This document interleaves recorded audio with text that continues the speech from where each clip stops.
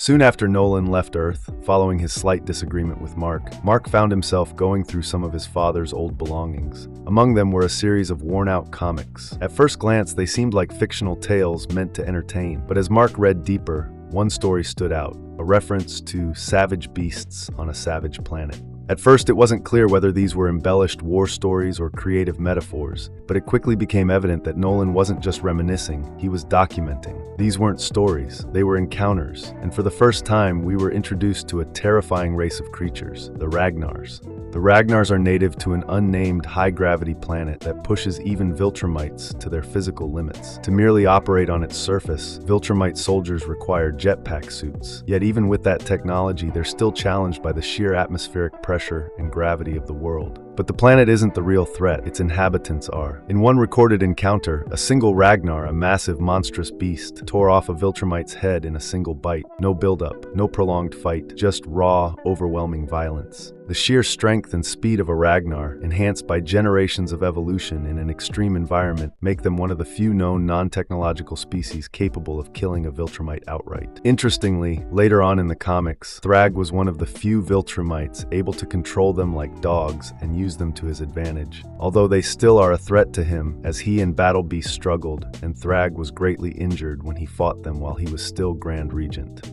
The fact that Viltrumites, an empire of galaxy-dominating warriors, struggled against them shows their threat to all creatures in the Invincible universe. Number 4. Other threats Nolan wrote about.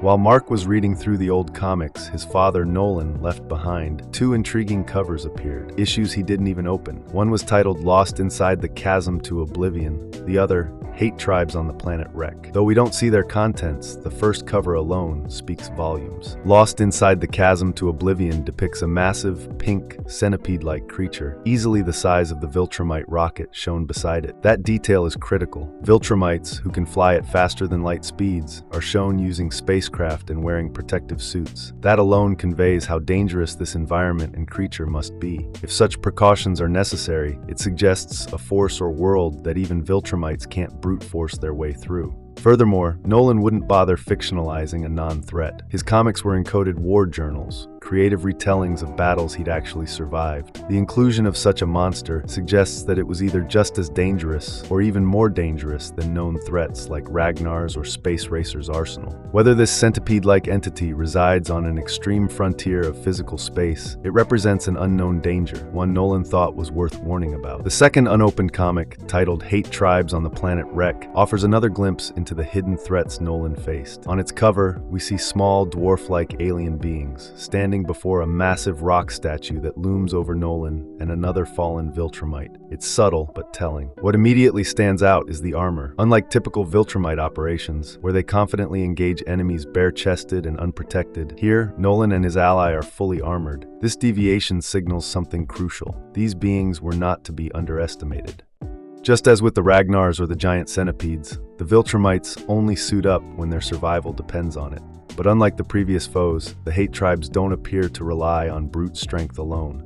Their posture, the towering structure behind them, and the visual suggestion of a fallen Viltrumite hint at intelligence, organization, and perhaps most alarmingly, advanced technology. An intelligent, technologically capable species able to wound or kill Viltrumites is far more dangerous than raw power alone. It means planning, traps, strategy, and possibly weapons that can bypass Viltrumite physiology. The fact Nolan chose to immortalize this encounter in a comic tells us everything. This wasn't a fluke, it was a real threat, and possibly one the Viltrumites couldn't fully eliminate. Number 3. Space Blaster. Another threat to Viltrumites also found in the old comics of Omni-Man. In the comics, it is said that the real threat wasn't the Space Blaster himself, but his weapon, the Infinity Ray. The Infinity Ray was a weapon capable of destroying anything in its paths using an energy ray. Although the notable weaknesses of the gun itself was that it required a calm and collective mind to make the shot count, like a sniper rifle. When aimed and shot at the perfect time, the Infinity Ray was able to destroy the Viltrumite planet, meaning the entire Viltrumite empire standing in its way had no chance. However, Viltrumites could fight against it, as they didn't have to be faster than the Infinity Ray, but just needed to be faster than Space Blaster or whoever was pulling the trigger, which was how Grand Regent Thrag wasn't a victim to this powerful weapon. Number 2, the Scourge Virus. The top 2 most infamous threat to Viltrumite dominance is not a beast nor a weapon, it's a virus. Engineered with surgical intent, the Scourge Virus stands as the deadliest biological weapon ever unleashed in the Invincible universe.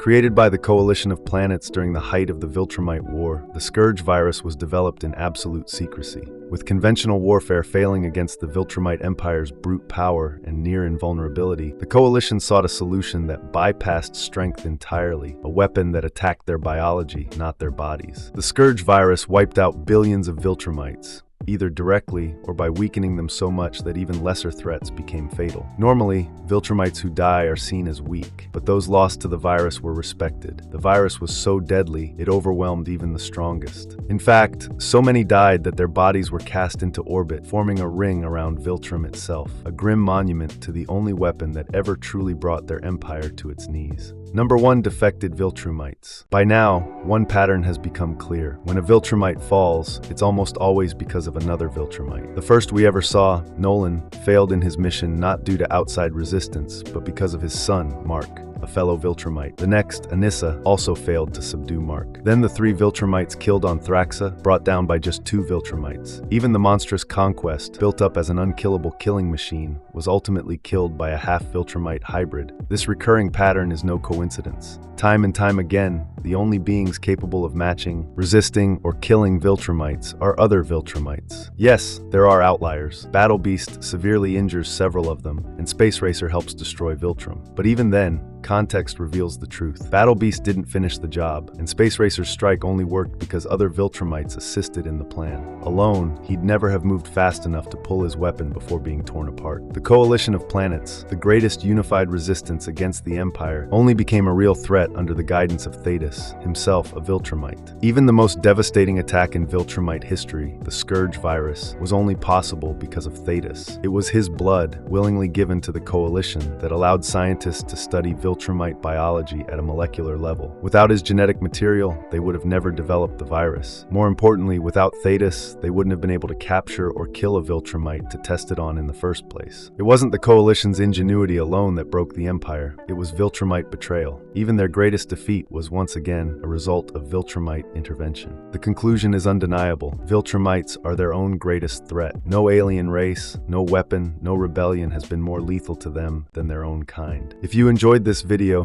please make sure to like and subscribe for more deep dives into the Invincible universe, and comment below what topic you'd like to see next.